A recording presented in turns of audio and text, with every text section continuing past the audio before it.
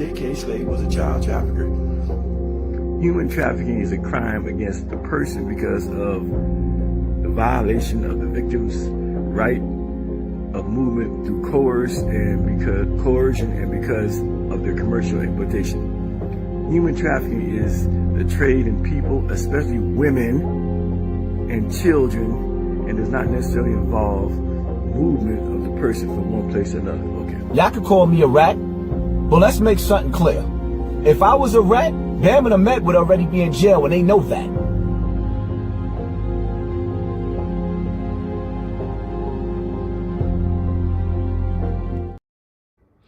Peace, everyone. How you doing? Welcome to Israel Doctrine. Today, you're in the Hangout, and the topic of today's Hangout is 5K1 series officially launched.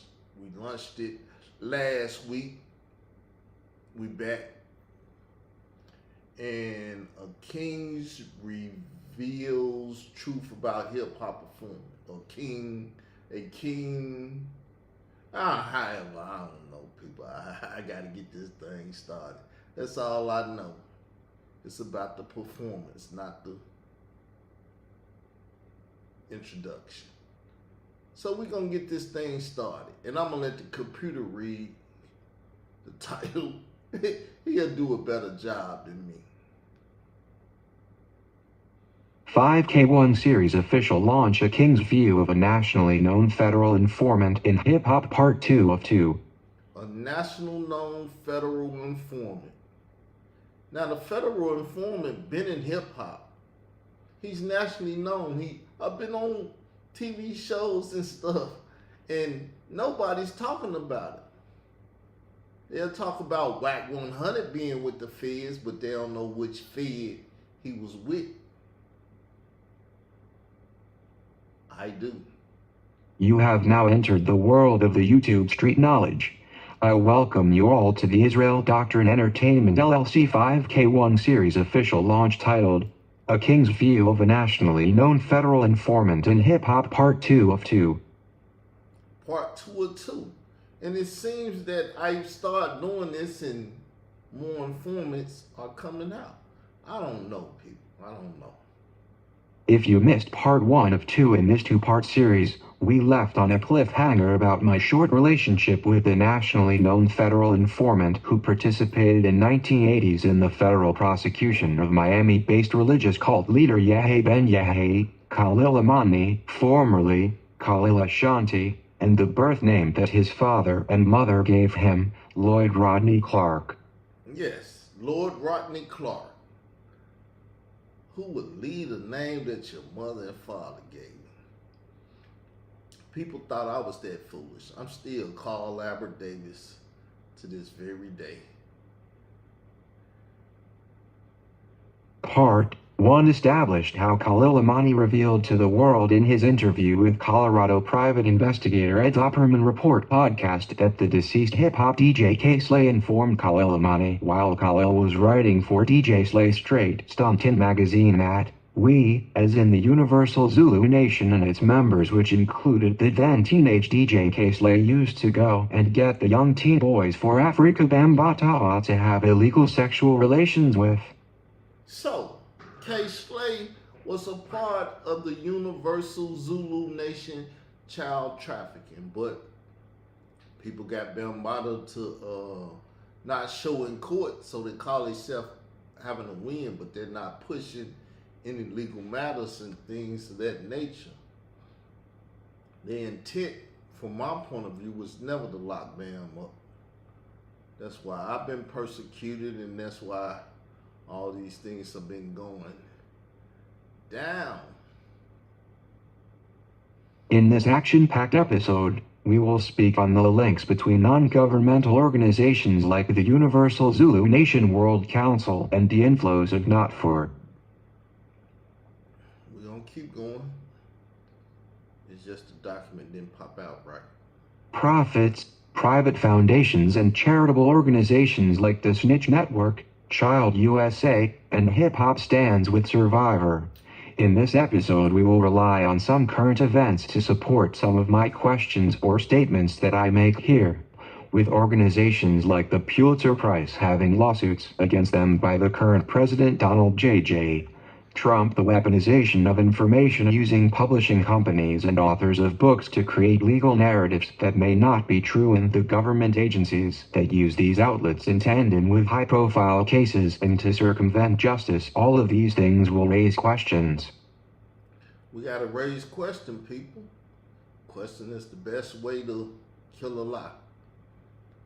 This episode will speak on how my relationship with Khalil Imani quickly turned sour after he left my movement to work closer with Troy, Star, Torain and Layla Wills, and Khalil Imani's new support for the Hassan Campbell, the conspirator with Afrika Bambaataa.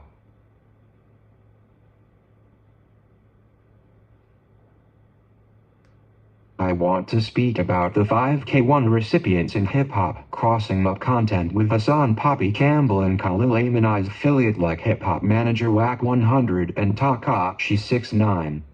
Takashi 69. All of a sudden, crooks are friends with crooks. But we ain't supposed to see it. We supposed to be blind. No. Never blind, never ignorant. As Pac said, never ignorant getting goals accomplished. Nigga. The degrees of separation between Khalil Imani and Wack 100, with Wack 100 being known as being the West Coast arm of DJ K-Slay Straight Stuntin' magazine, is a relationship that revealed a lot in these YouTube streets back in 2018 and 2019. The degrees of separation of Khalil Imani and Wack 100 involve Khalil Imani saying that he could have YouTuber Cav Gills touched in the California streets on California Peru blood. On Peru blood, Khalil Imani threatening man life with Wack 100. Tried to threaten me with him, but Wack 100 ain't effing with me.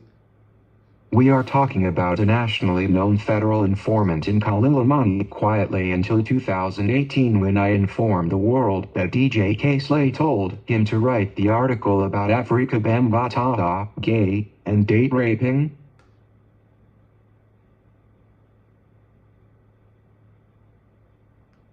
A known informant was working with a legendary New York DJ K-Slay, who promoted an organization called Kill All Rats with the claims that he would never support snitching or cooperation with law enforcement under any circumstance.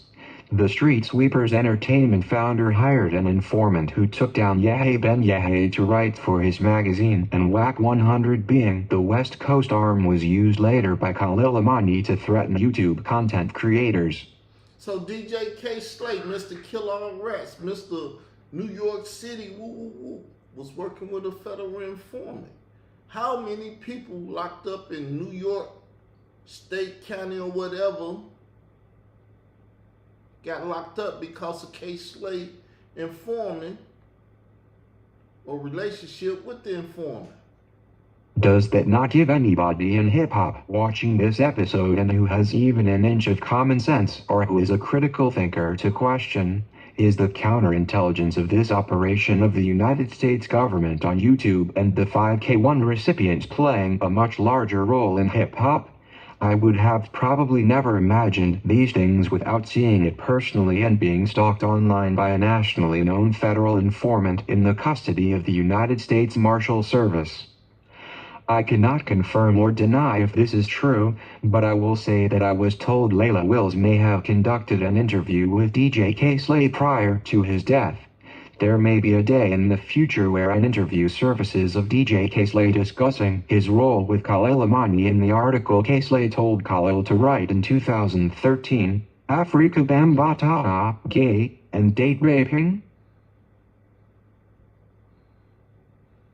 With how serious and even deadly the actions of Hassan Campbell has been online since 2016, I had to begin speaking about various federal agencies and how the American Associated Press was breached, with journalists and authors and news media like Lacey Evers and writers like Canada's Dave Wedge being used when Ronald Savage and Hassan Campbell hit the Associated Press in 2016 to breach what happened in 2013. Yes, Dave Wedge know that 2013 is the year that Khalil Imani started when K-Slay told him. Afrika Bambaataa and Hassan Campbell is being protected by various individuals with ties to federal agencies and to organizations that receive federal grants, all working to weaponize information against the American people and with assistance from foreign governments. I want to make it very clear here that many of the undesirable topics called a conspiracy theory in the 1980s became the facts in the year 2000. Much of what is being called a conspiracy today by the left will become fact in the very near future, as history tends to repeat itself. Yes, people. That's why I'm doing what I'm doing. Making them mad. He won't address none of it. What Khalil Amani did in the 1980s in working with the Federal Bureau of Investigation to take down Yahya Ben Yahya would modernize in the late 1990s with Project Megiddo. A basic wiki search reads, Project Megiddo was a report researched and written by the United States Federal Bureau of Investigation under Director Louis Freeh. Released on October 20th, 1999, the report named followers of white supremacy, Christian identity, the American militia movement, Black Hebrew Israelites, and apocalyptic cults as potential terrorists who might become violent in reaction to the new millennium. Project Megiddo. Learn about it, people. Black Hebrew Israelites don't even know about it. Khalil Amani, who took down a religious cult leader, and even worse, a religious cult leader who was said to have and brainwashed people to call themselves a biblical misnomer of Hebrew Israelite, became the blueprint for an entire counterintelligence operation which was modified to prepare for the year 2000 under the name Project Megiddo. Project Megiddo, people. Forgive the pronunciation of my robot. Khalil Amani would speak of undercover operations he participated in after the Yahya Ben Yahya prosecution was complete. The operations would include going undercover as a religious clergy. Khalil Amani would later use his college degrees to write his books and journalism, but ultimately, he would land smack in the center of hip-hop with DJ K-Slay. Just analyzing DJ K-Slay and the fact that he would tell a nationally informant of the federal government that Afrika Bambaataa was sleeping with underage teenage boys for years, and then tell him Afrika Bambaataa was stabbed by a victim. Maybe DJ K-Slay was inside of something far deeper than what they said was going on in 2013. Far deep. But I'm only questioning. Now for a question. If the federal government ran counterintelligence operations like Project Megiddo in the year 2000, what counterintelligence operations existed in the lead up to the year 2013? I will get to that more a little later in this episode. See now, because this is deep, I was dealing with Pit Boss at the time, and we was running these YouTube streets. He was gang banging. I didn't want to gang bang at the time. I didn't want to get into all that. But he was a preterist, saying things was fulfilled in not 1970, but in 70 AD. He was saying all prophecy was fulfilled in 70 AD. Then his mentor and his teacher, William Bell, who I went to Memphis, Tennessee to debate, I say he took a loss, but that's just my opinion and everything. Then after that, they started coming at me a certain way with gangbang like lingo and tactics and stuff, getting into the nigga stuff. But that's what being his relationship left off with the fact that he didn't want to believe that things was going on today, but he may have been a very pivoted, I can't even say it, pivoted. He may played a very pivoted role in what's going on in these end times. Ain't that right, Pitt?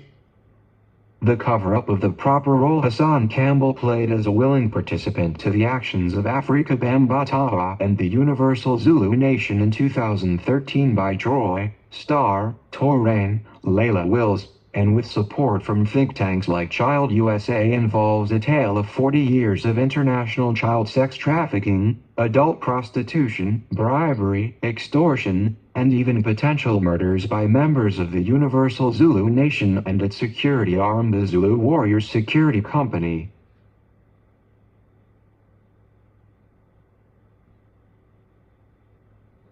At the close of part one of this series, I spoke on my call to the Federal Bureau of Investigation about Hassan "Poppy" Campbell. While I was doing a show on YouTube in 2018, I made the call following repeated online death threats in my chat and for videos made by Hassan Campbell threatening to kill people who was making videos questioning his advocacy for victims online.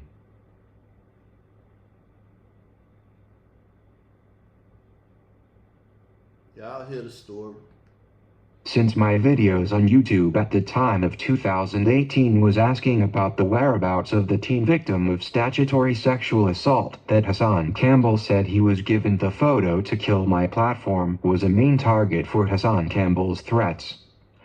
I called the FBI on Hassan "Poppy" Campbell to inform them of active death threats I was receiving, along with death threats made against my chat room moderators and other people who frequented my platform at that time, like Doggy Diamonds TV and Frank Gehry of Sonnetter TV. After Bam got out of the hospital to figure out what really happened, and he gave me the picture of a light-skinned Puerto Rican little boy that looked just like me as a kid. And he gave me that picture because I was going to be the one who killed that boy for Africa Bambaataa. Hey, what can I say? His voice, his statement. After my fighting the strategic lawsuit against public participation placed on me by Layla Wills in Chicago and beating the false criminal and the false civil charges, I began to do a more in-depth study into the politicization and the weaponization of federal agencies like the Federal Bureau of Investigation and the corruption of individuals in its programs online, as I had done a lecture called The Profiling and Stalking of the Israelite Male in Chicago back in 2016. I remembered how organizations like Straight Black Pride and GOCC was used in the narrations of the stories told about Afrika Bambaataa. I remember telephone calls that were done with Hassan Campbell on YouTube with other former Zulu Nations members like Brother T claiming to work special operations in Brazil against child sex trafficking rings. The main thing I realized is that none of the people being alleged to do the most inhumane crimes was getting arrested, but instead people who were unraveling the inconsistencies and the cover-ups were being silenced systematically, and that included this platform. Systematically. By Layla Wills and Troy Star Terrain and their syndicate known as Hip Hop Stands with Survivors. I began to see how state and federal informants were participating on YouTube with Hassan Campbell, and it makes sense because Troy Star Terrain runs the Snitch Network.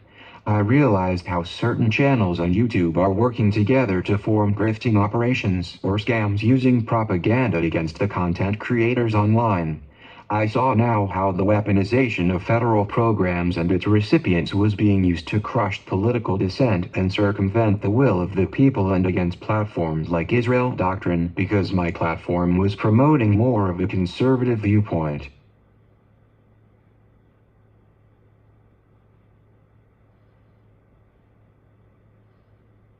With the recent grand jury indictment of the former director of the FBI and the ongoing federal investigations tied to the weaponization of government against the current president of the United States, as I continue to tell my story of Israel Doctrine and Khalil Amani, who is a nationally known career informant in hip-hop, we will discuss how Khalil Amani informing on Yahya Ben Yahya historically evolved into a new counterintelligence operation online on YouTube and then politicized and weaponized and carried out in these YouTube streets.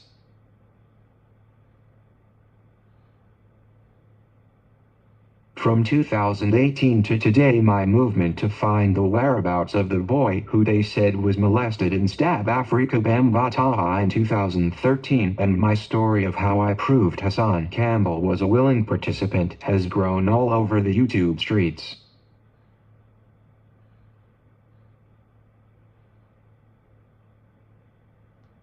I have done interviews on platforms about this, from Hip Hop News Uncensored, Ed Opperman, Tommy Sotomayor, Sonnetter TV, Battle Truth 1 UF, recently on Harlem The Beat 139, and more than I can remember over the last 7 years.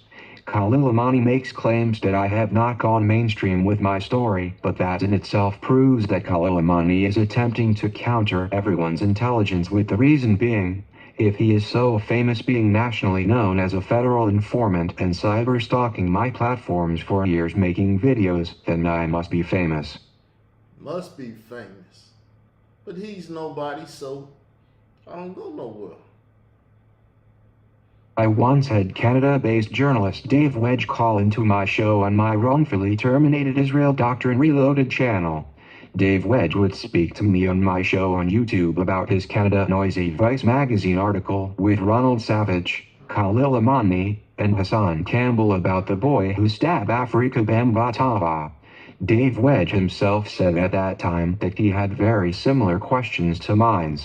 He had very similar questions, but he never asked these questions. They didn't shut that European up. My movement of what happened to that boy is being met with a resistance by those people online working with Khalil Amani, trying to accomplish what Hassan Poppy Campbell did, which was to a big social influencer online. People like Khalil Amani want them on the grift, or in more simple terms, to scam people. Grift. Very political term. Look it up.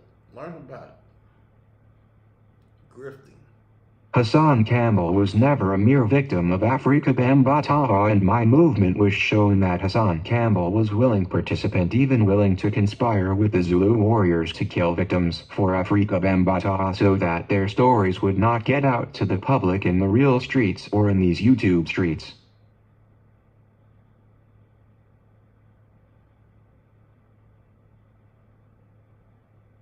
After Khalil Amani snapped and declined to do his civic duty as a known former federal witness and inform his handlers of what he witnessed Hassan Campbell doing, and which was way out of line, I realized that he was a counterintelligence operative and made sure to protect myself.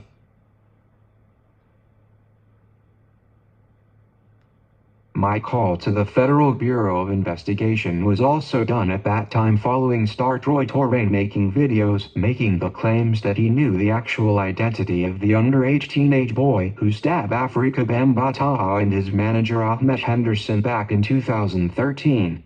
At that time, I was tired of playing online games with the death threats on me and my chat moderators and affiliate, and that is another reason I made the call. I also made a second call to the agents that was sent to Hassan Campbell's home after he threatened to sexually assault the children of Kevin Gills. It is important that I inform you all that I called the FBI agents that was dispatched to Hassan Campbell's home because the numbers was posted by Frank Gehry of Sonnetter TV in an interview he did after they came to the home of Hassan following a call made by what was claimed to be the mother of children of Kevin Gills. Yes, Sonnetter had the same card as Hassan Campbell when he was fighting with Hassan Campbell, showing that they was in bed together. The video made by Star Troy Torrain claiming he knew the identity of the teen who stabbed Afrika Bambataha was a major pivot in these YouTube streets. The pivot was that the show done by Star on YouTube would involve call-ins to the show, and the call-ins include Kevin Gills, who is named as a co-defendant in the false civil and criminal charges placed on me by Layla Wills. During the show, Star would allow Kevin Gillespie and another former affiliate of mine who recently attacked my platform running interference for Khalil Amani and his paid online mercenaries. The YouTuber under the screen name of the Unseen Soldier called into the show that Star did about if he should release the name of boy who stabbed Afrika Bambataha. Yep, handful of people called in. Nobody ever witnessed a call to the Federal Bureau of Investigation on a content creator for all to see online, and since I was not attempting to be a confidential source, I did it to save lives. I now know from the private calls we had that Khalil Amani, who was about to sever ties with my movement in 2018, was going to attack me and then try to destroy my platforms to cover all of this up. I spoke about some of this recently on an episode of my other new series titled Murder Doctrine, about how Khalil Amani in 2018 was scaring Layla Wills or trying to place fear in her by making claims that her and Hassan Campbell were aligning themselves in their activities into a racketeering influence corrupt organization. Yeah, same thing P. Diddy was being charged with.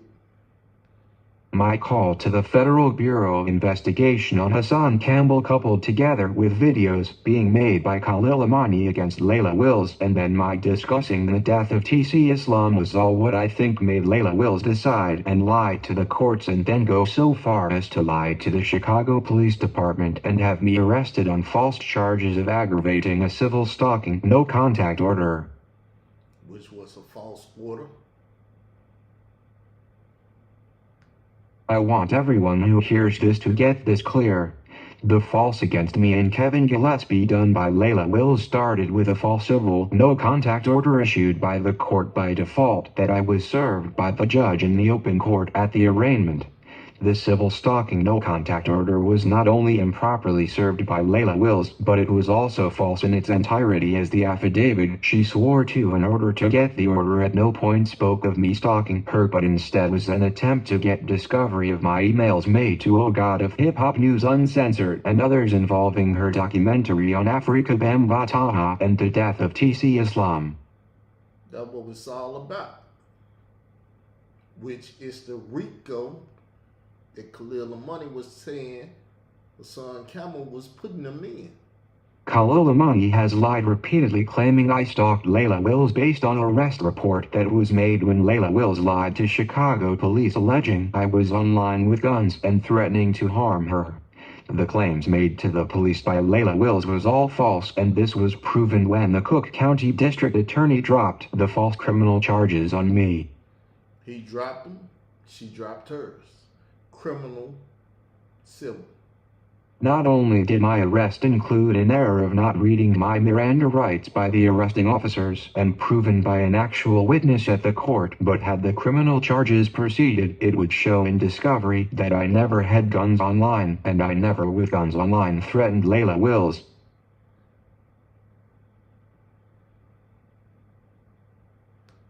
Khalil Amani again tries to counter everyone intelligence watching his slanderous videos on me, but anyone with even an inkling of knowledge knows that once my criminal charges were dropped by the district attorney, that Layla Wills, who had the civil order for stalking no contact, in fact breached the City of Chicago false statements ordinances, and then she volunteered to drop her civil case. The civil case, coupled with the civil case being dismissed and dropped, leave the public record set in stone that I did not stalk Layla Wills physically or in cyberspace. So stop lying, Lord Rodney Clark.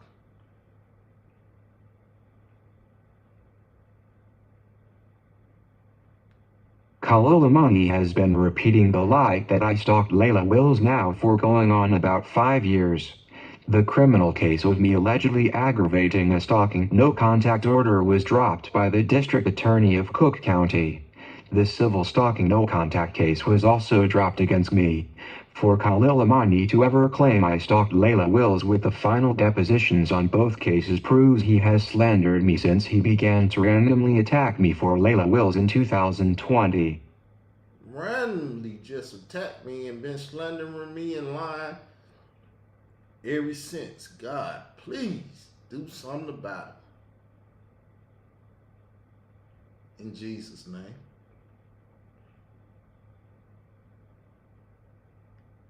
I want to make it clear that before I ever began to speak on Khalil Amani as a negative person in the YouTube streets, it is him that attacked me and even further made statements involving my deceased mother in a very similar fashion to what I fell out with Hassan Poppy Campbell over.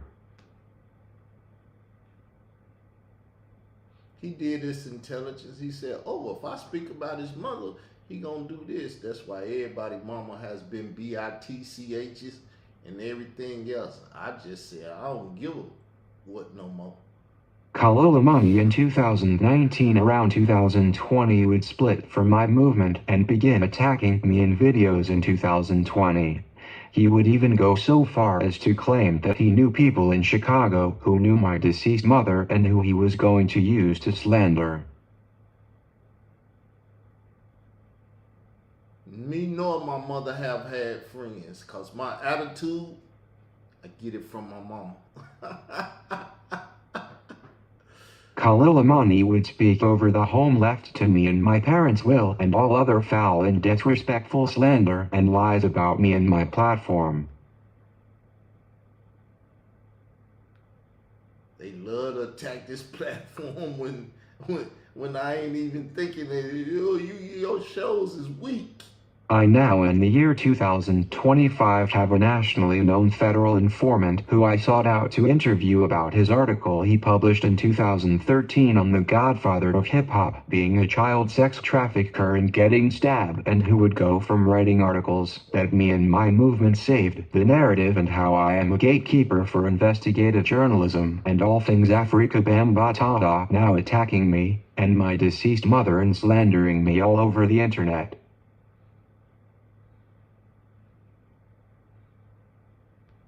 All because I countered Khalil Amani's counterintelligence as a spiritual advisor to the LGBTQIA+, and all because I was smart enough to protect myself with recording many of our private calls and keeping documentation and videos to prove that I am innocent of any wrongdoing. He wants me erased in these YouTube streets.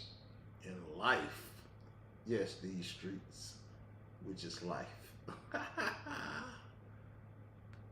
As a so-called ally at that time back in 2018, Khalil Amani witnessed not only Layla Wills lie on me and Kevin Gillespie of being supporters of child sex traffickers, but he also witnessed my former cyber stalker, the RBG Hebrew, Hassan Poppy Campbell, Hassan Campbell's chat moderator Candy, and Mrs. Beverly all tried to have me falsely arrested for having possession of a child sex videos.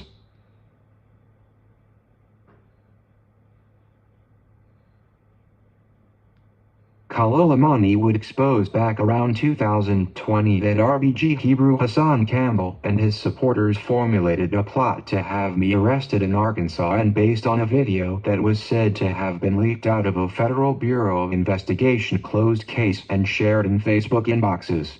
Evidence used by the Federal Bureau of Investigation and leaked was used to set me up online.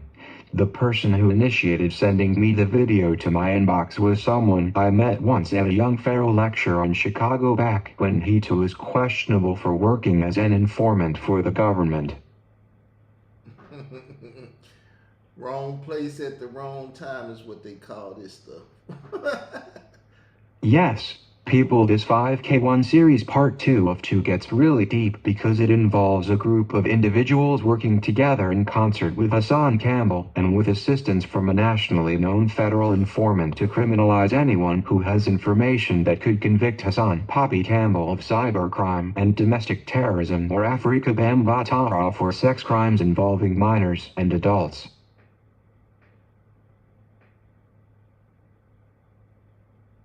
Counterintelligence is a real thing, and if you have very little support against a group of people who operate within the machine of the federal government and who are desperate in trying to clear the name of Afrika Bambaataa, who is the godfather of hip-hop, then you better have the protection of the Lord God of Israel. Mm-hmm. If not, you be dead. I be stinking right now. Khalil Amani would make his grand exit from supporting me and my movement back around 2019 by fully joining forces with Layla Wills, star Troy Torain, and later claiming he made peace with Hassan Campbell.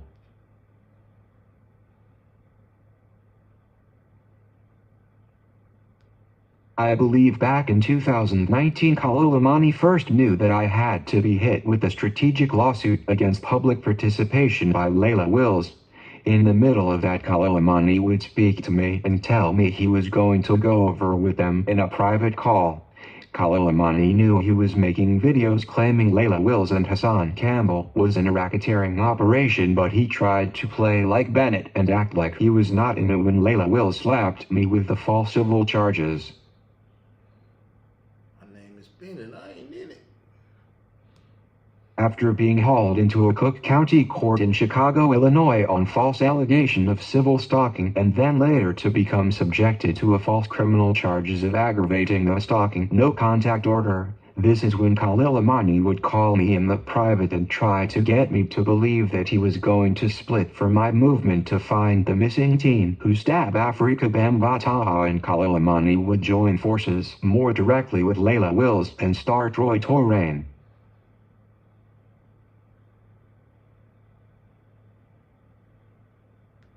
In the private call we had before the split, Khalil Amani would claim that he was going to gather evidence, or what he claimed would be the intelligence, to have Hassan Poppy Campbell and Afrika Bambaataa and the Zulu Nation prosecuted for their sex crimes and other criminal activity.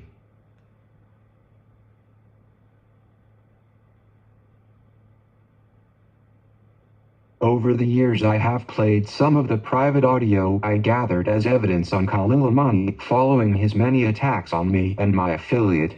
For years while stalking me, I gather Khalil Amani probably wonders if I have the audio for that last call we had before we severed ties. I remember Khalil Amani thinking that because I am such an open book in how I do things that I played each and every audio I have of him over the years. I want you all to know that I very well may have that audio of Khalil Amani where he told me he was going to join Layla Wills and Hassan Campbell and star and prosecute all who was involved, but I will save that for another time on whether I kept the private audio on Khalil Amani. What I will say is I recorded a lot of our calls after I learned I was dealing with a counterintelligence operative. It is important to note that right before the split, all of my YouTube channels that were falsely flagged and then wrongfully terminated involving a false flag for copyrights of the video Khalil Amani made claiming that Layla Wills and Hassan Campbell was in a racketeering, influenced and corrupt organization.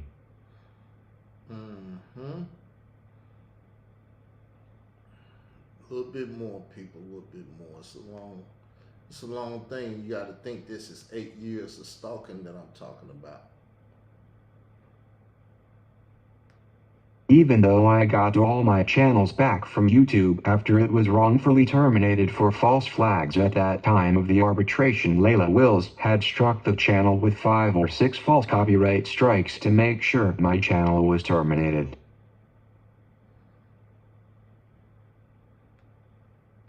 It's 8 years of stuff, people.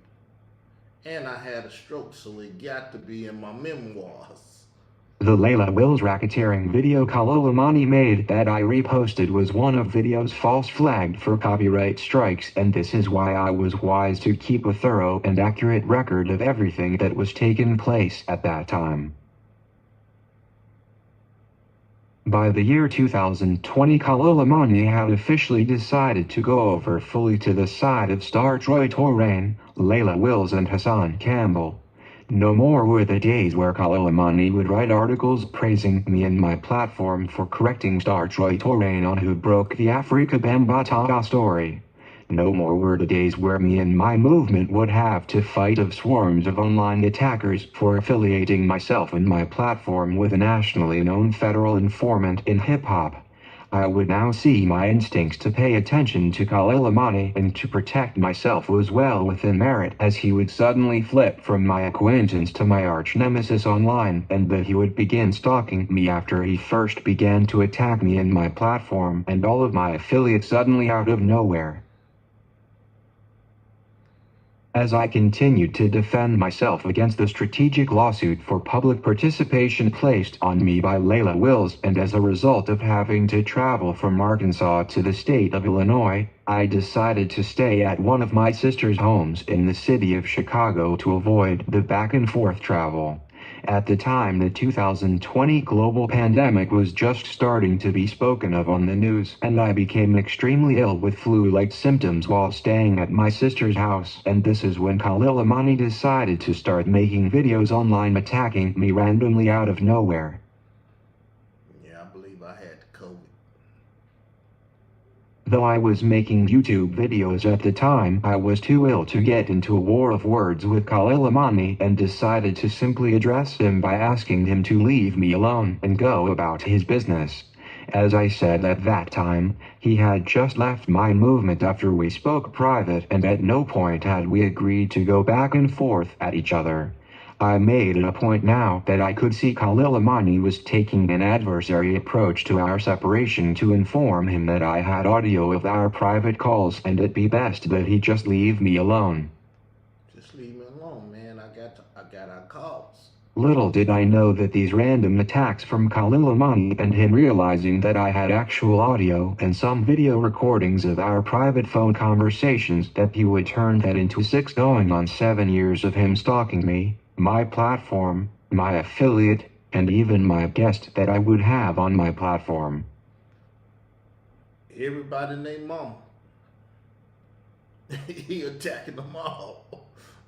Khalil Amani first began to call himself having a beef with me by making slanderous videos about me and the ongoing case with Layla Wills. I think Khalil Amani believed that if he could get me upset, I would then release all the audio of the private calls I had on him. I informed him then, like I would inform him now, and that is, there is no man or entity that controls my movement, and that what I have in my possession, I decide when I release it. When I release it, no man can make me release it. You can send me some of that Vegas money, though, I might release it. I might just take that money. Khalil Amani, after the first set of his attacks, would later go as far as working with star Troy Torain to try and dispel the incident that occurred in 2013 by alleging that what was reported as an underage teen was now a grown man, and that at the time of the alleged statutory sexual assault by Afrika Bambaataa, the teen was actually a grown man and in a love affair fighting against Hassan Poppy Campbell over Afrika Bambaataa. Khalil brought his name out. Giovanni. He brought his name Khalil out. would go so far as post my mugshot of when I was wrongfully arrested by Chicago police after Layla Wills made false statements, and to make slanderous videos claiming that I stalked Layla Wills and deserved to be arrested. What are you gonna deserve? Just that fast, the man who spent almost 2 years praising me was now literally slandering me, tied to me almost losing my life in a county correctional facility on false charges while he made videos online slandering me. The constant slander and attacks would carry on, like I said, to the point where my deceased mother was being used by Khalil Amani in videos to make false claims ranging from lies that I was a stalker to lies that I left Chicago and my mother made me move to Arkansas due to me contracting and spreading sexually transmitted diseases.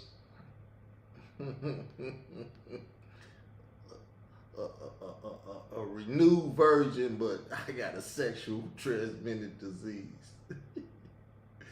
Woo. Khalil Amani would do everything under the sun that he could online to discredit me and false flag videos I was making to defend my character, and then even would attack my guest or make videos attacking my affiliate, even down to my chat moderators. The climax of all of the attacks, after I had the false criminal charges placed on me by Layla Wills dismissed, after she dropped her false civil case against me, knowing that the criminal case dismissal was sure to lead to a counterclaim of breaches of City of Chicago false statements ordinances, I filed a complaint for cybercrimes against Layla Wills for false flagging my videos. Oh yeah, I went to the police department. I put that video up too. Hey man, this woman trying to destroy my business. She trying to hurt my money. To the point where I started working, had a stroke, and it literally did hurt my money because I can't go and do no physical labor. I made police reports against Khalil Amani, and then I made it my business to have each and every fact typed out of what was being done to me and my businesses online in the cyber terrorism of Hassan Poppy Campbell and all his affiliates, including now Khalil Amani and even Fox 5 News Lacey Evers, and I forwarded a complaint to various state and federal agencies.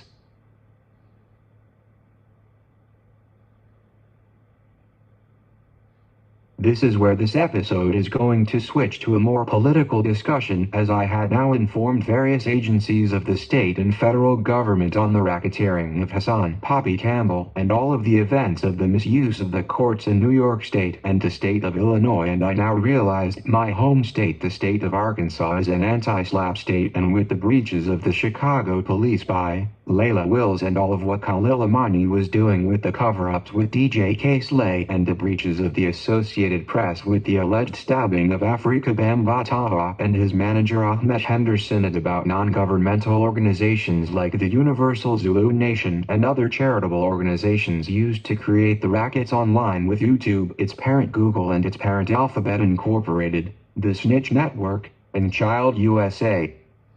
Go do some history on Child USA. Marcy Hamilton. How y'all doing?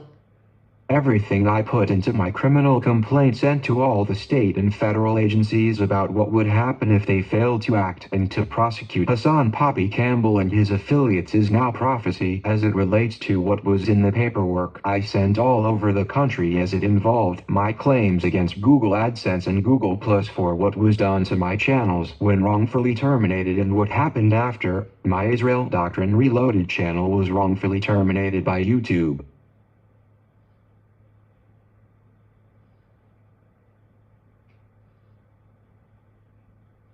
I warned everyone in videos I made about my criminal complaint that everything I sent to the state and federal agencies was coming to pass after I sent the paperwork, as Hassan Campbell would go as far as claiming he got shot after terrorizing residents of Bronx River housing projects in New York City while streaming on YouTube.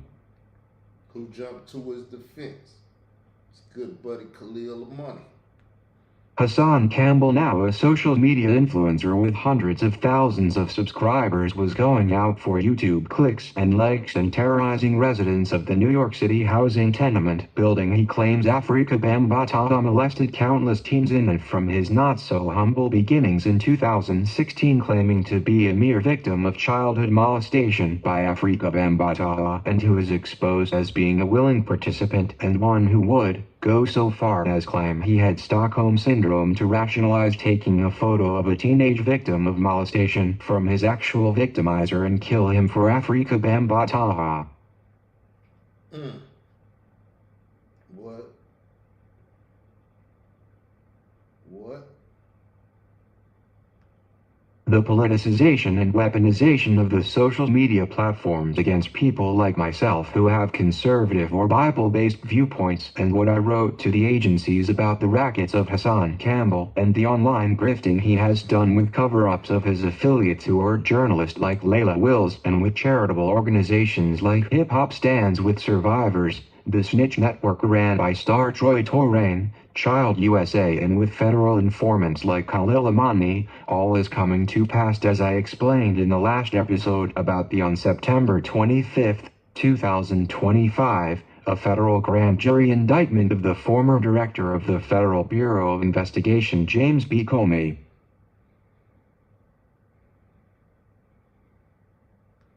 Now I let all my viewers know that I voted in last year's presidential election for Donald J. Trump, who is now the 47th President of the United States. What are the odds that just recently on September 30th, 2025, as I was getting ready to release this episode, the headline reads, YouTube to pay $24.5 million to settle lawsuit over Trump's account suspension after January 6th attack.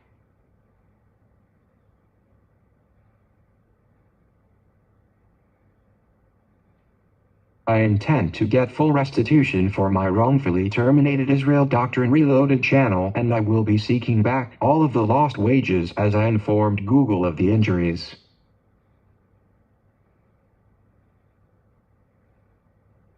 I want to stay on topic as Khalil Amani, the star of this episode, has spoken of his political affiliations to his Greek fraternity with his Greek frat brothers being the likes of former President Bill Clinton, and that Khalil Amani claims that he has been an avid supporter of the Democratic Party. I once had to defend myself after Khalil Amani made videos attacking me for having had a stroke. I had a stroke after going to war to preserve my life against Layla Wills and her strategic lawsuit against public participation placed on me. I then made fun of how Khalil Amani similarly contracted the Bell's palsy after he got the vaccine during the pandemic of 2020. I say all of these things to get to the crux of the politics of people like Khalil Amani and Layla Wills, who can be seen in photos with Barack Hussein Obama, who is also a Chicago, Illinois native, with his wife Michelle Obama. Khalil Amani's politics is important for the viewers to learn, as I now, after experiencing all that I have in these YouTube streets, had to research and understand the politics for myself to align myself and my movement for a prophesied victory.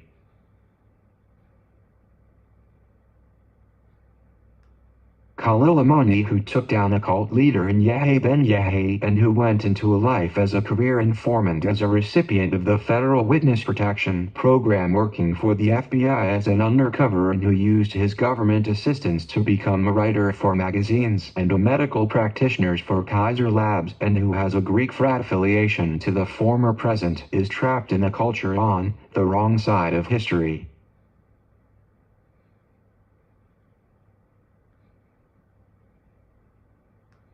Now let us deep dive into some other topics on the weaponization of government under the presidency of Barack Obama from 2008 to 2016 in order to see how back in 2013 everything that DJ K-Slay and Khalil Amani did to expose Afrika Bambaataa and the response from the Universal Zulu Nation was written into the law under Barack Obama, or as I call it, akin to Ronald Reagan and OMIC, as the Universal Zulu Nations was operating in 2013 under Obama and OMICS. How many of you all know that it is Barack Obama who made it law for propaganda to be exploited by the United States government against the American people in 2013? Well, if you all did not know, Barack Obama made it legal for the federal government to use propaganda against us all under the Smith-Mundt Act. Did y'all know that? Here is some history on the U.S. Information and Educational Exchange Act of 1948, popularly called the Smith-Mundt Act, was first introduced by Congressman Carl E. Mundt in January 1945 in the 79th Congress. It was subsequently passed by the 80th Congress and signed into law by President Harry S. Truman on January 27, 1948. Smith-Mundt Act, y'all.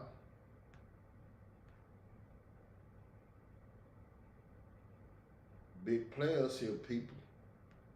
Barack Obama would go on after his first term, and in his second he would pass House Resolution or H.R. 5736, Smith-Mundt Modernization Act of 2012.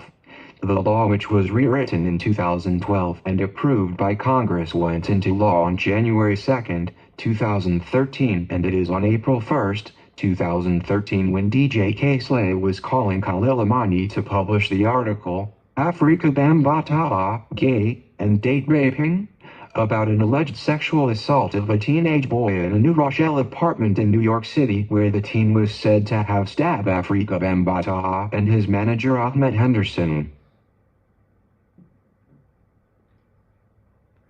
The Smith-Mundt Modernization Act under the Barack Obama administration modernized the Act of 1948 to allow for propaganda to be used against the people of the United States of America.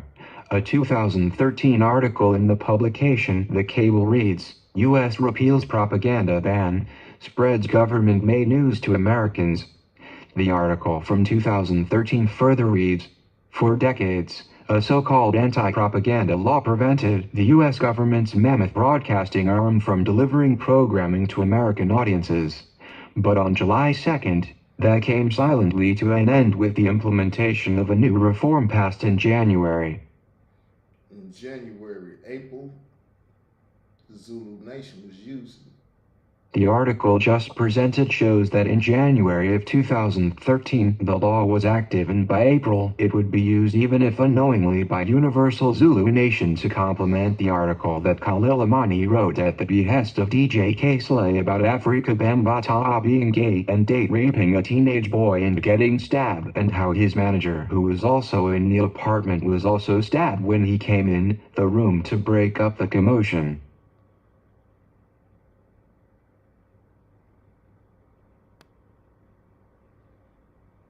What I am saying here is something I have said very early on when I began to investigate the stories of Ronald Savage and Hassan Campbell, and that is if the alleged stabbing of Afrika Bambaataa in 2013 occurred, it was a crime and it should have been prosecuted. If the stabbing incident did not occur, then it was still a crime, as Hassan Campbell was a part of it by his own admission on his Queen's Flip episode 29 interview. It was even more so a crime when Hassan Campbell and his affiliates Khalil Imani, Layla Wills, Troy Star Torrain, and people like Marcy Hamilton of Child USA went to cover up Hassan Campbell's involvement and committed even more crimes in the process. Committed more crimes. The Universal Zulu Nation press response to the stabbing of Afrika Bambaataa and his manager Ahmed Henderson in 2013 no doubt breached the Associated Press in 2016 with conflicting stories told by Ronald Savage, Hassan Campbell, and Khalil Imani in Canada Noisy Vice magazine, but it would involve the weaponization and politicization of the federal government with potential covering up by state agencies and charitable organizations, as it was alleged that the night of the stabbing, members of the Nation of Islam's Fruit of Islam was dispatched to New York City Jacobi Hospital to check on Afrika Bambaataa as he was treated for his wounds with his manager, and it was alleged that hundreds of Universal Zulu Nation members all came to check out Afrika Bambaataa was okay. That's Jacoby. If you didn't hear it, it's stated right. Without going too deep into any fringe conspiracies, what I am saying here is that from 2013, when Khalil Imani and DJ K-Slay first published the article, Afrika Bambaataa, Gay and Date Raping, to 2016 when Ronald B. Stinger Savage broke his story on Afrika Bambaataa in the New York City Daily News publication, a Democratic operation was underway, as we all know that Ronald B. Stinger Savage is a Democratic former elected official for New York City Bronx District. That's what Troy Star Terrain was threatening him with. Scared the boy half to death. Ronald B. Stinger Savage as well as Afrika Bambaataa would then go on New York City Fox 5 to do two separate interviews about the allegations Ronald Savage and others like Hassan Poppy Campbell was making against Afrika Bambaataa involving allegations of childhood molestation. That was to replace the boy with two live victims' names and faces.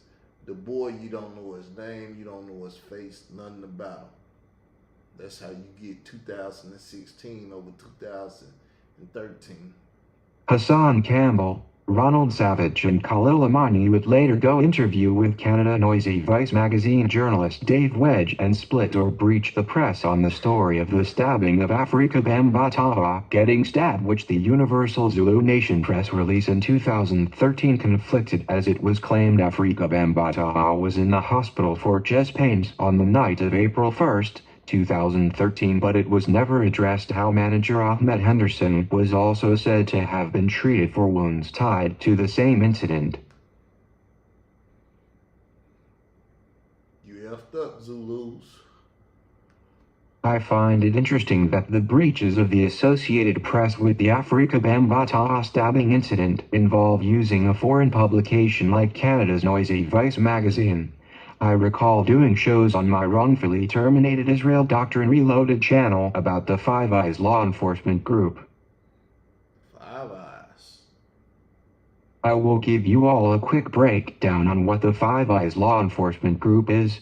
The Five Eyes is an Anglosphere intelligence alliance comprising Australia, Canada, New Zealand, the United Kingdom, and the United States. Make no mistake, this is way bigger than the Yahey Ben Yahey Miami cult story could ever be. Could ever be. Meaning, I'm greater. Afrika Bambataha was alleged to have molested underage teens in 4 countries now, including allegations of his sexual abuse of minors in the United States, Brazil, the United Kingdom, and recently I think I saw Hassan Campbell playing audio of a man from France alleging that he too was a victim as a minor of Afrika Bambataha when he toured to France. All this stuff in all these states, but nobody can prosecute them. They get them not to show up in court, lose the case, and don't push forward with prosecution.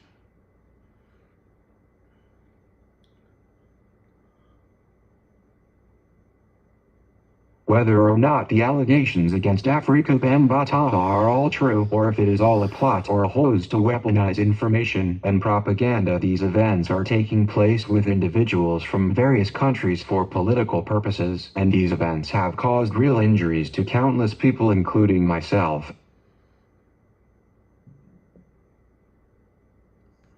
The actions of Khalil Amani to join with the enemy and bring no justice to the situation has been criminal in that it involves the potential of failing to prosecute the racketeering, sex trafficking, money laundering, tax evasion, murder for hire, extortion, and other crimes on various continents of the Universal Zulu Nation, and this includes Hassan Campbell.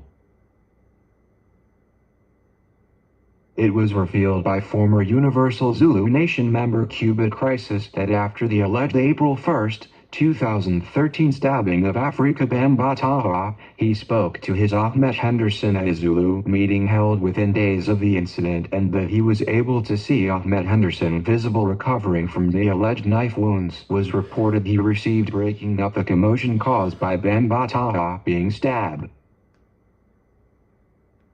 What does all these things mean for the past, present, and the future of hip-hop and the YouTube streets?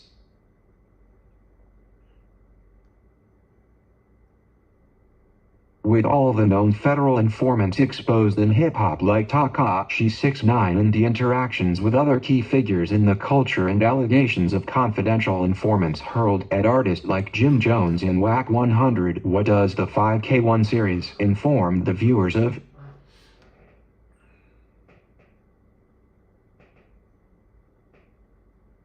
Will there be justice brought against Hassan Campbell and the Universal Zulu Nation? Will this saga end with only a trail of tears and more of the same projection, confessing, and gaslighting?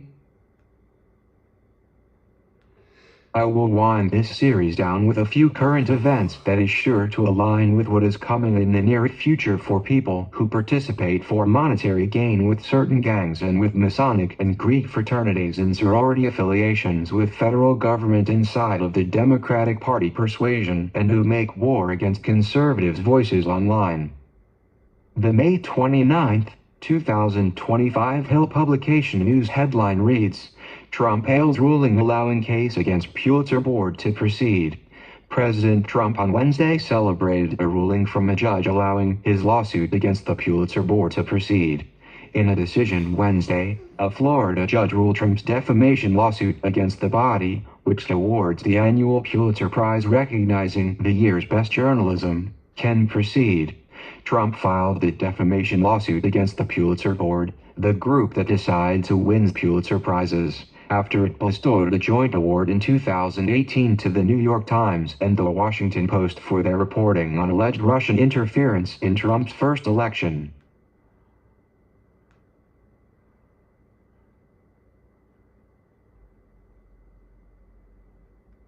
Has the Pulitzer Prize been weaponized in order to use published literature to cover up crimes against the public interest using the stories of 5K1 recipients? The recent AP News headline reads, on October 3, 2025, the FBI announced that it had severed ties with the Southern Poverty Law Center, a civil rights watchdog group, after a push from MAGA allies on social media. I will save why these things matter for a later episode of the 5K1 series.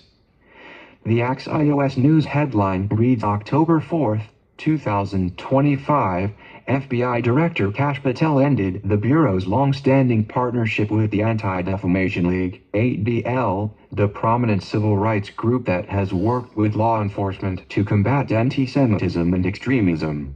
Why it matters. His announcement came after the ADL faced right-wing backlash for its web pages on the Christian identity movement and Turning Point USA, the group founded by slain MAGA activist Charlie Kirk.